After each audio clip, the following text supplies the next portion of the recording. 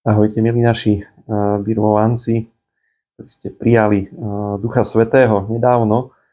Vám tak prajem, aby ste prežili tento čas postu tak o čosi hlbšie ako zvyčajne.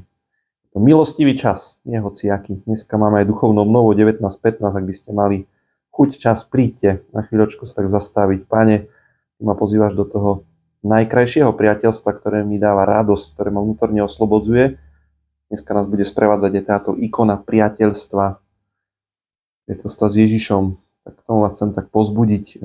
Skúste aj tento pôst tak využiť naplno. Možno v nedeľu sú krížové cesty o 15. na Kalvárii. Skúste tú nedeľu prichádzať na svätú omšu. Znova pri sviatosti zmierenia. Teraz je milostivý čas. Teraz je čas spásy. Využi ho. Boh ti chce dať krajší život. Od niečoho ťa oslobodiť. Aby si objavil krásu aj vzťahu s ním, ale aj krásu vzťahov s druhými. Sa viac tešil v živote. To vám tak zo srdca prajem.